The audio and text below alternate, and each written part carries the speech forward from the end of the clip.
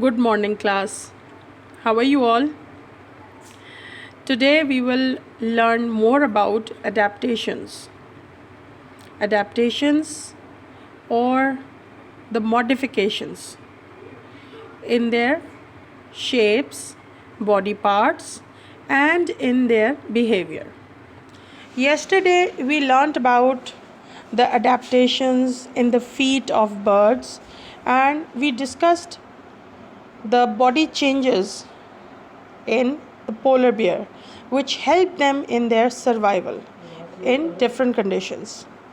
Now we will proceed the same discussion with reference to how modifications are made to get more amount of light, how the living things and animals and fishes are suited to survive in water, and how desert plants are well adapted in a high temperature with very less amount of water.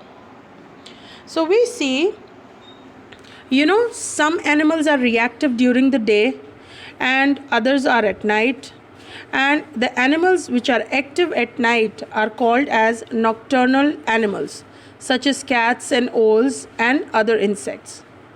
And you know why nocturnal animals have large eyes? You know, large eyes, which are sensitive to very small amount of light.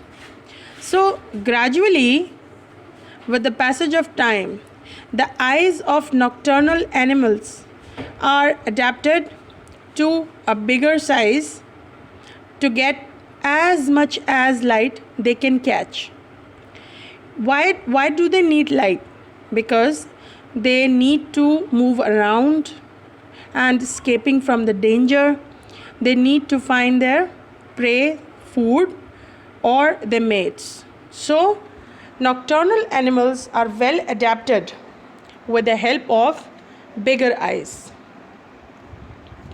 Next, normally plants need sunlight for the process of photosynthesis, and photosynthesis is the process in which they make their food, their own food, not their own food but the food for other dependent animals. Now plants go upward, they grow taller to get as much as sunlight, but there are some plants which are climbers and creepers, like these crawling plants. They need sunlight, and if they are under the shade of trees, they will go upward to get as much as sunlight to make their food. And by climbing up a tree, they use their especially modified clasping roots, as these are shown in this picture. These roots help them in climbing the surface or the trunk very fastly. And you can notice one more thing: the leaves on the topper part of the plant, the exposed part, grown much bigger, because the leaves job is to absorb sunlight, and during sunlight they make their own food. This is not the story of creeping plants, but you can see there are some other vines which have tendrils to climb them, which help them into climbing upside. So the stems can twine or twist around. So this is how they find their attachments or supports. So these plants are not like ordinary plants, but look, they are adapted to bear the deficiencies and to overcome them for their growth and survival. Now next we see aquatic plants. Aquatic plants need light too, because they have to make their food. Let's sample the white water hyacinths. These are floating plants, and if you see them and you cross the leaf stalks,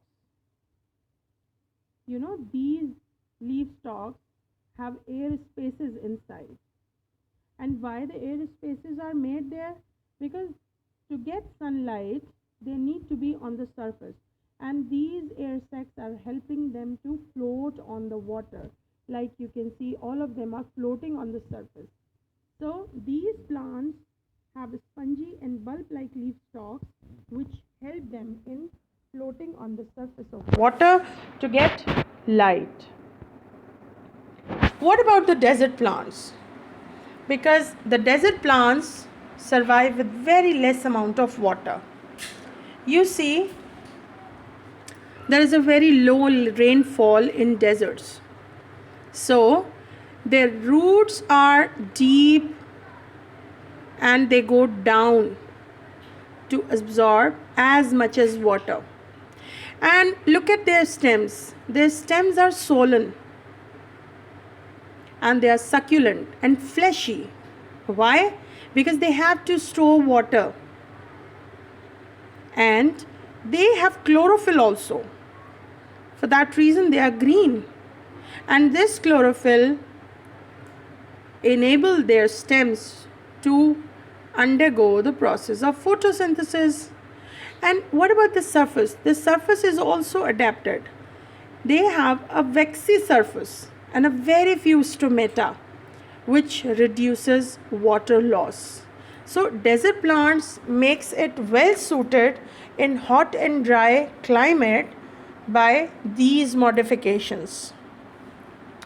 Now today's question is, identify the natural habitat of a cactus plant and how it is suited to its environment in this habitat.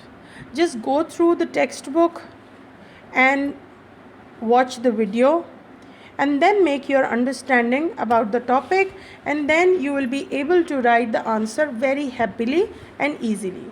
Thank you class. God bless you and be prepared for the coming assignment.